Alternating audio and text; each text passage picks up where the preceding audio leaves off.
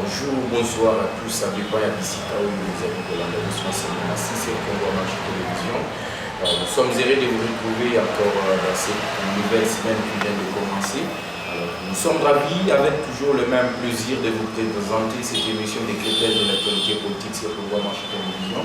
Nous vous demandons de continuer toujours à vous abonner massivement sur notre chaîne, à partager nos émissions, à les commenter aussi, à liker, parce que vous ne serez jamais déçus sur Congo Marché Télévision. C'est l'actualité en continu, à toute heure, à chaque heure plutôt, et à chaque moment où l'actualité l'oblige. Nous serons là ensemble avec vous pour vous présenter votre émission que vous chérissez tant. Alors aujourd'hui, nous continuons toujours à parler de ces histoires de détournement, l'inefficacité du gouvernement Samandou Condé. Certains ministres réussis de l'UDPS, qu'est-ce qu'ils ont fait plutôt au sein du gouvernement pour se démarquer de la gestion de l'ancien régime de Joseph Kabila? C'est parmi les points que nous allons aujourd'hui causer ou bien parler avec mon invité que vous aurez le plaisir de découvrir dans quelques minutes. Alors nous donnons quelques informations du jour à la une. Félix Tshisekedi a mis en garde le gouvernement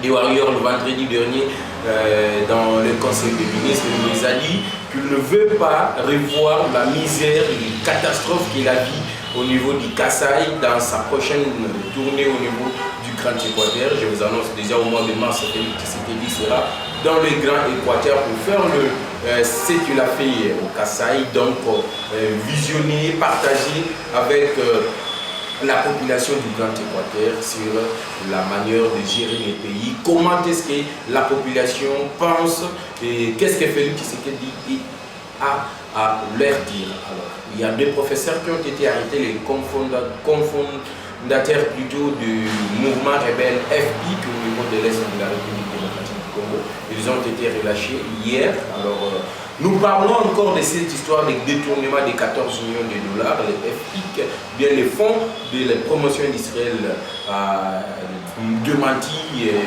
tout détournement au niveau du conseil du président de la République. Est-ce que c'est la vérité? C'est parmi les thématiques que nous allons développer aujourd'hui ensemble avec mon invité. Alors, j'aimerais ici présenter le meilleur gouverneur de la province de Kinshasa, Gentil Mbaka, tous les députés provinciaux. Je vous dis bonjour.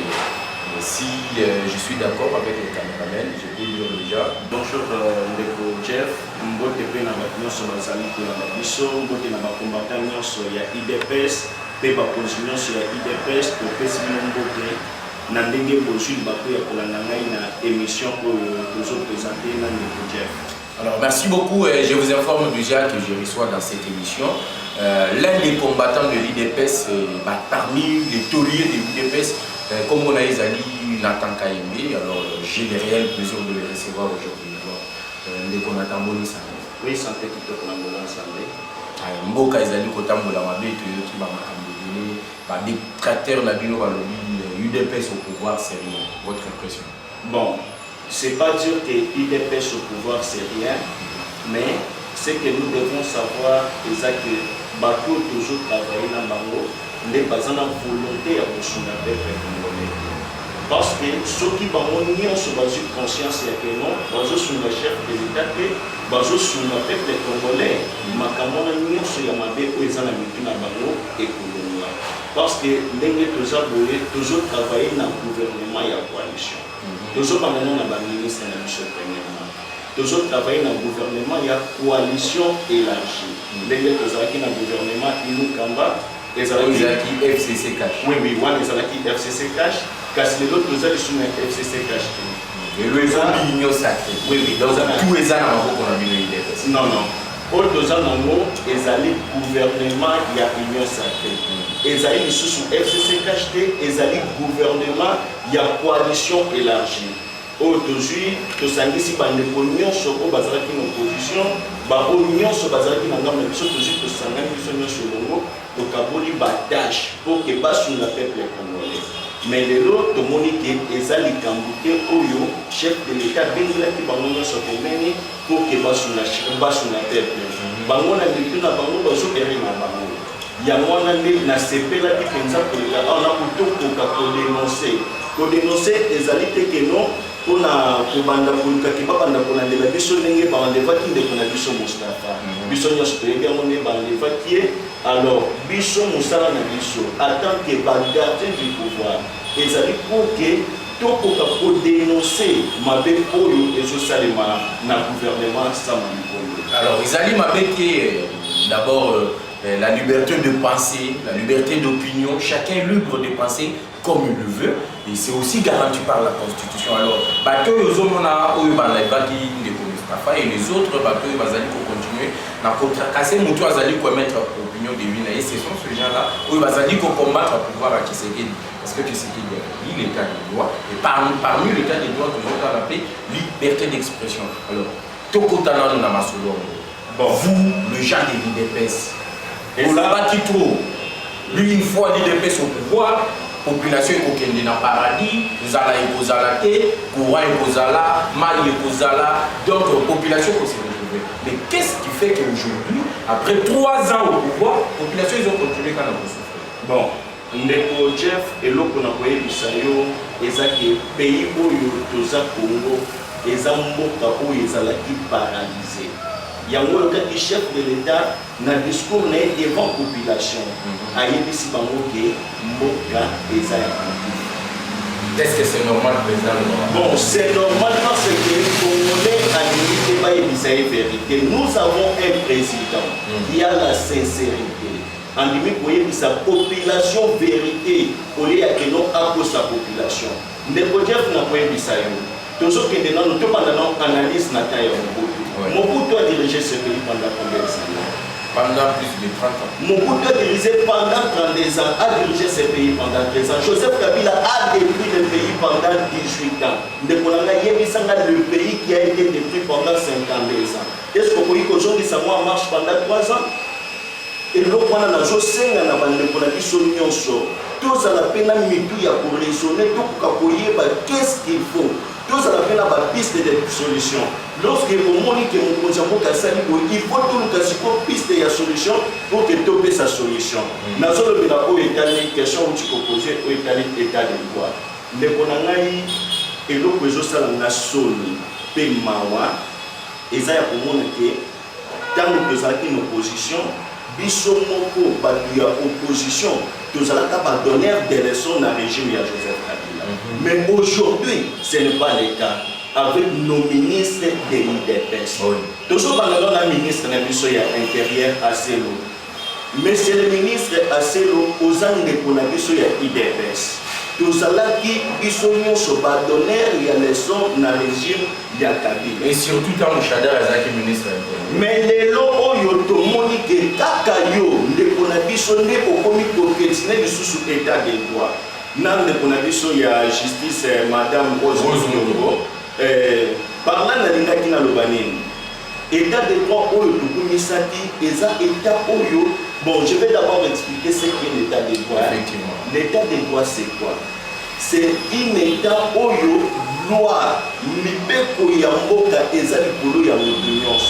Et ça fait que non, quand quelqu'un va dans un bolandi moyibi, mais quand on bilo basé de détourner 14 millions, voilà, vous venez à nous détournement. Ok, et ça t'a moyibi, le quoi moyibi non. Alors, parlant de l'indaki Kolobanini, tout ça n'a pas ça, il y a justice, il y a malonga. Tout ça, il y a justice. Oyo ekolelisa mokonzi ya mboka ndenge alelaki liboso ya 200 réunis en congrès oyo alolaki que non justice jusqu'aujourd'hui justice ezosala eloko te. Alors selon vous quelle piste de solution ou bien eloko nini Félix Tshisekedi akoki osala mpona koremonter pente? C'est vrai au Outioloba le pays a été détruit pendant plus de 50 ans par le régime ya Mobutu pe régime ya Joseph Kabila. Aujourd'hui, tout s'attendre dans la ligne. Tout continuer à voler la caca qui est Koufa. Alors, il faut faire quelque chose pour les pays. Bon, Ndeko Jeff, ce que nous devons savoir, Mboka Oyo, ce qui nous dit aujourd'hui, les alliés électoraux. Parce que si aujourd'hui, le chef de l'État est élu avec la majorité parlementaire. Makambu ya coalition oyo ekozala lisusu. Makambu oyo ezokoze bakozo nyonso ezali coalition oyo tozana. C'est ce qui cause tout. Le lo oyo chef de l'État akomaki libala ya Union Sacrée. Il y a FCCH. Alors que non, tokota na Union Sacrée, biso nyonso to travailler na vision moko. To travailler na moment. Vision oyo Isaiah Félix. Oui, oui, la vision ya mokonzi ya mboka. Mais lelo, nous avons vu que ba oyo nyonso baye na Union Sacrée, bazo sur la population to peuple congolais na eloko atama porté. Alors, na yango, nazo senga na mokonzi ya mboka. Premièrement, abanda kotala non na cabinet na ye. Na cabinet ba conseiller na nyonso pour que akoka kotala oyo azosala mosala mpona intérêt ya population. Tozolobela nano totala nano dossier ya Kinshasa 0. Le chef de l'État c'est pas ça bon, le chef de l'État a parlé pour la Kinshasa 0. Normalement, quand ils ont lancé, il fallait qu'il ministre, tout conseiller, il y a infrastructure. A koka kokita sur terrain, a banda kotala ndenge musala ezosalema. Mais lelo tokokende na monsieur le journaliste, tokende na Prince Kasavubu, tokende na Bokassa, tokende na Kasai. Donc eza pour du sauver les quartiers, il tourne du plein. Ozomona que chacun travaille que pour son intérêt. Yango nazosenga na mokonzi ya mboka te non. Atala premièrement nanu ba conseiller pour bazosala na ye. Parce que bazo sunaye absolument na rien. Gouvernement tozana nani ministère ya transport. Les locaux Chéribien Okende. Les locaux Kinshasa azo transport na ndenge oya ndeko nanga dans un pays oyo loi ezo régner. Est-ce que loko bongo ko salima? Nous avons un gouverneur dans ce pays. Le pays Kinshasa, ils ont pour les gouverner. Donc, Bolani, Bolamuki, Moutouabimina, ils ont makanisi, Abadi, alors que ce n'est pas ça ce que nous voulons. Ce que nous voulons, donc l'État n'existe pas. L'État n'existe pas au Congo. Tout dans la Kinshasa, je parle d'abord pour Kinshasa, parce que tout ça na Kinshasa. La Kinshasa, l'État a zaté. Donc, on va nous transport. Chauffeur a coulé la mouki. Na phénomène où il y a la chargeur. Chauffeur a l'ami à la mouki, a tué transport dans parce que ça fait maintenant honte. Aujourd'hui, le chauffeur a zobi manaton, a zobi là, a tué pour fachi béton. Zanu fachi béton. Aujourd'hui, que ça fait honte. Il y a chef de l'État. Ah, ben bisana non. Chauffeur a zobi mazobi là, quitte Zanu fachi béton. Ça veut dire quoi ça? L'État a de l'autre côté, la police nous avons des gouverneurs gentiment. Nous avons besoin de gouverneur Kinshasa gentiment. Nous avons pour ça que ordre dans le secteur. Surtout dans le secteur de Kinshasa. Il y a transport chéribien aucun de messieurs les ministres. Toujours c'est un que nous avons ordre dans le secteur de transport. Ah, on a vu ça précisément dans le makambo ya impraticabilité ya zela ba transport mtutu akomyo la mokazo baza check ya transport ndenge ya mais toujours mona lisusu que depuis beaucoup kizambi le comment que ça les maki. Bon, par là dossier ya zangu exactement dossier mon exact à tête. Mais na kolobela na moi likolo na ko etali ma grande marché ya zangu. Marché ya zangu gentiment bobila abutaki que non bazoki ya activité ya. Tant ozobebisa eloko eza pour que oza na objectif quelconque ya que non avec l'État tokoka pour améliorer yango ezala malamu. Mais bobila abuki zangu au projet moko ezate. Gentiment mbaka mobila zangu bukani projet moko ya construction ya zangu ezate. Des personnes toujours le baquet, nyonso o ezo salema, batona nyonso bazana juste pour la kokomisa mokonzi ya mboka, bazali te pour la kosunga mokonzi ya mboka. Alors, 3 ans ya oui. Et Tikalikaka, Mboula Moko à 2022. Et Mboula en 2022, Ndé Tshisekedi fois c'est rattrapé. Parce que 2023 c'est une année électorale. Quel bilan donnez-vous, vous l'UDPS? Bon, tout est zéro. Vous allez pour escroquer la population dans les Cambouara. Beaucoup si le peuple congolais a que non beaucoup à Thompson est mon anato. Nous sommes vous allez des promesses et des promesses. Qu'est-ce qui se passe réellement avec l'UDPS? Vous allez pour le capino, mais beaucoup de pouvoir, beaucoup de familles, tu peux demander qu'on devait la Kabila. Bon, les Jeff, il faut tout y avoir. Et ça est que nous avons un président de la République où il y a une volonté premièrement il mais qui n'a pas l'autorité. Non, non, le chef de l'État a l'autorité. Non, assez sanctionnable. Mais et là il faut tout y avoir. Ceux qui ont posé une question, il y a sanction. Donc on va dans le gouvernement, ils l'ont campagne premièrement. Il a sanctionné, c'est le gouvernement qui va sanctionner. Ce qui est au Kolobela, nous avons un président où il y a une volonté de servir le peuple. Je vous rappelle encore que l'un des piliers à combattant de l'UDPS, ils ont fait des graves actions, on a mis sur Badou. Alors, le lot a eu le lobby, il y a pour défendre le parti présidentiel. Alors, à Oazo Zabilo, tu m'as dit coup sur coup, pour comprendre ce qui l'UDPS a sali et l'autre a sali. Alors, on est qu'on attaque. Aujourd'hui, vous parlez que Tshisekedi a la volonté.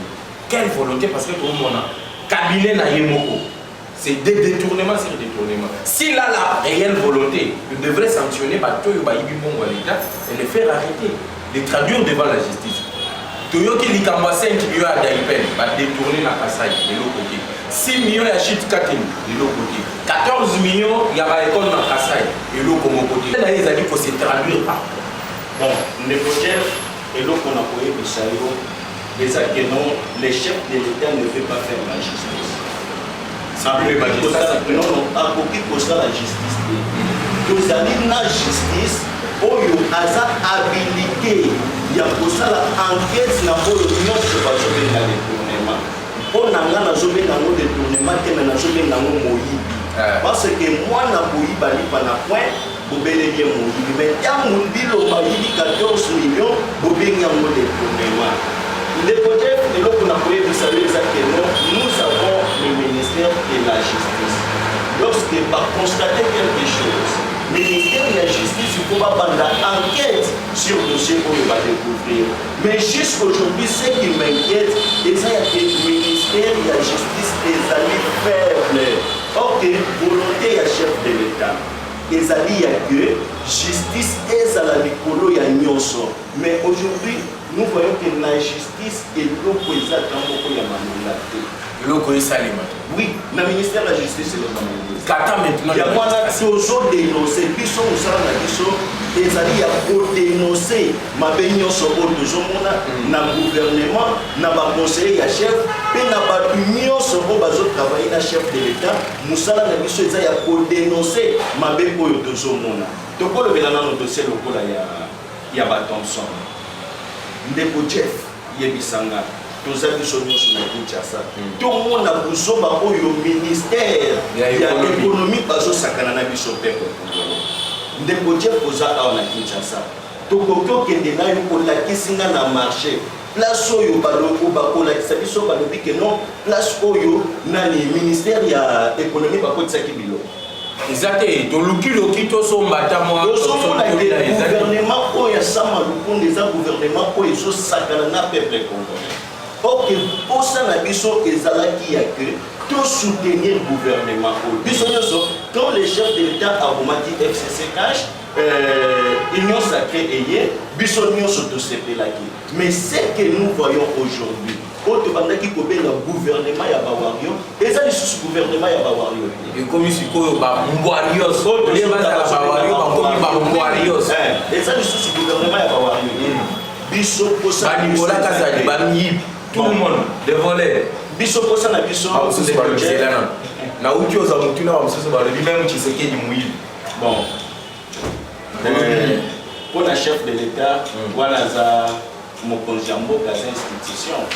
Mais pour le chef de l'État, ce qui est valoré que le chef de l'État, il faut tout que nous au pays qui va servir sur les habilités. Et je vais mettre la présidence à ça qui enquête. Mais ce qui va valoré que le chef de l'État a fait. Il chef a que la présidence a que les possèdent la enquête. Parce qu'il a détourné l'argent des rames. Jean-Marc Kaboundi qui est RAM dirigé par la présidence, donc la personne de Tshisekedi. Bon, pour le dossier RAM, le dossier RAM est allé dans le ministère PTNT. Ministère PTNT. Donc ils ont la présidence. Nous connaissons chaque jour, Babanda Okatana. Donc, on a beaucoup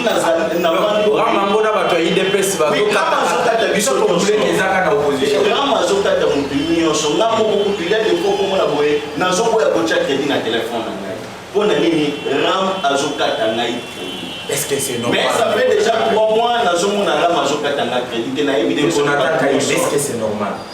Nalanda ki maman moko na village. Maman wana zolo baramango azamutu to azanyama wa azokata biso baba. Est-ce que c'est normal qu'une maman au niveau du village atie moi veille unité na ya benga mwana na ya tinde na moi eloko akolia Tshisekedi azu. Bon, les coachs eloko il faut tout dire ba exactement comme les agents de la présidence de la République. Lorsqu'on parle de la présidence, personne de Tshisekedi. Il y a le président de la République. Oui. Et Azana Bato a travaillé là-bas. Malgré Bazana vision qu'on a été, Bazana vision il y a Kindakati, Topolo Bata vérité, Bazana vision Kindakati. Donc Bazana a servir Joseph Kabila. Dossier Yaram, je suis la première personne pour contredire dossier Yaram. Parce que Dozana Moutoumoko, peut-être, il peut manquer à manger. Alors que non, on a crédit dans le téléphone, on a quelque chose. Ok, pour ça, on a vu que token de posunga peuple. Est-ce que l'eau les a posunga peuple? Moi, les questions, nous avons tout dans le biso, dans le ministre, il y a PTNT qui va s'amali. Bon, si les lots, toujours on a clarté dans le dossier de la convocation qui est dans l'Assemblée nationale. Si les lots, suite, ils ont la commission. Peuple azana passi, peuple azana misère.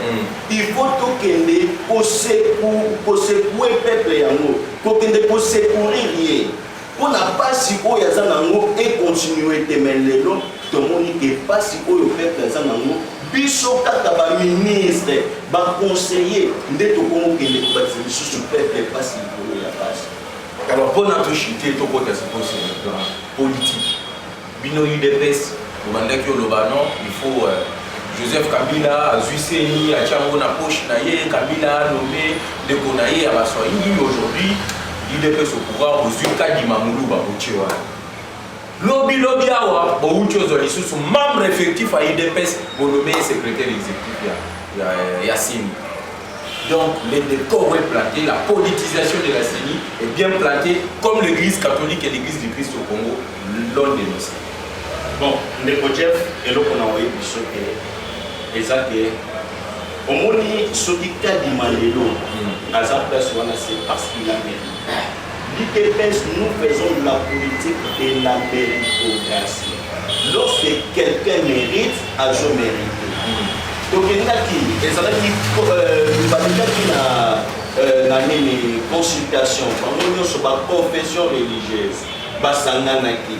Le chef de l'État qui va mourir temps pour qu'il va trouver consensus jusqu'à ce qu'il ait fallu trouver consensus dans 6 confessions religieuses. Il y a toujours qu'il y a une élection. Tu as 10 personnes. Dans 10 personnes, tu as ceux qui, par exemple, 6 qui ont voté pour la mouvement, comment on a gagné, tu as gagné. Alors, dossier Kadimeza, ça appartient au passé. C'est déjà passé. Kadima, Aza, président de la CENI, il organise les élections en 2023. Parce que pour ça, la question est que tout est dans pour organiser les élections dans le délai constitutionnel. Parce que 2 ans pour ça, contrôler la Constitution. le chef de l'État, hier, a confirmé que non, nous avons besoin d'organiser les élections dans des délai constitutionnel. Alors, M. Toto Oyoboutou, secrétaire exécutif, membre effectif, il y a parti UDPS. L'un des conseillers a Félix Tshisekedi quand vous êtes président UDPS. Le long aux yeux au commissaire secrétaire exécutif. N'a pas posé aucune question. Mituna Isaïa bien. Bon, question, pour qui qu'on permette de poser une question. Ce que je veux dire, Azali, membre de l'IDPS, est-ce que vous êtes chef de l'État de l'économie? Est-ce que vous êtes dit que est-ce que vous dites que Kabonde a le moins l'Assemblée nationale économique ou bien Kabouya a le moins économique? Alors c'est Kadima qui a fait son choix. Est-ce que Kadima est de l'IDPS? Kadima n'est pas de l'IDPS. Est-ce que c'est normal? Sur le plan éthique, est-ce que c'est normal? Nous avons pas employé des baisses, mais doit qu'il y a comme l'organe technique, parce que sur le secrétariat exécutif, il y a organe technique. Tout se passe là. Au moment où que non, beaucoup mieux, 300 députés, il y a des baisses, il y a le côté, il y a fraude. Pour dire que nous avons nul, beaucoup mieux, nous avons pour faciliter la corruption et fraude électorale. Bon, Ndeko Jeff, Nazoé Bissau, que non, papa tient Tshisekedi de reste mémoire quand vous avez en vie, à Ibisaka Bissau que c'est l'IDPS de organiser une élection crédible dans le Boka. Ce que nous luttons, les amis, pour organiser une élection transparente et crédible. Bon, le dernier toujours qui est de la façon normale. Il y a élection de commune à retard à 7 mois moyen, ça on a 2023. Bon, Wana est seulement en analyse. Mais selon les chefs de l'État, nous allons organiser les élections en 2023. Nous allons respecter la Constitution. Population toujours c'est la matérialisation. Alors, moi, je vais souka. Bon, je vais souka. Merci beaucoup. Partout dans le monde entier. C'est un peuple congolais qui a exporté.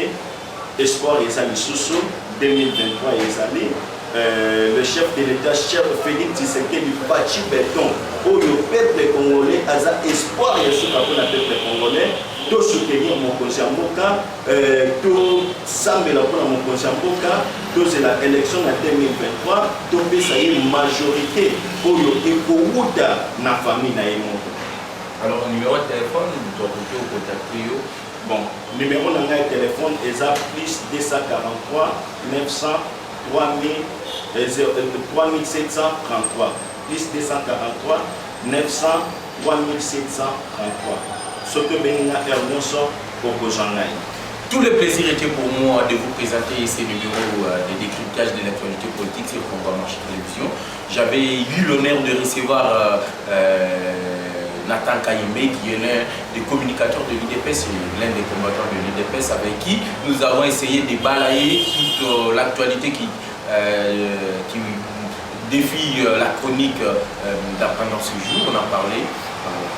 Nous avons oublié les Alapés, les Ambalani, donc vous promettez à nos abonnés qui n'ont besoin de sous. Oui, nous avons promis que les Ambalani, à chaque fois où les Camerounais posent là, pour que tout le monde soit la population. Parce que pour ça, la biche est message pour le dossier lancé. Et sous ta carte, on a français. Et ça la peine na ba maman ou bazote kamakala peut-être na point ayoka message à comprendre clair. Merci beaucoup. On va participer à la plateau de décryptage de l'actualité politique. Ils peuvent nous écrire au plus 243 81 717 11 97 plus 243 81 11 717 11 97. On se retrouve au prochain numéro sur la même chaîne avec les mêmes plaisirs et à la même heure. Ciao.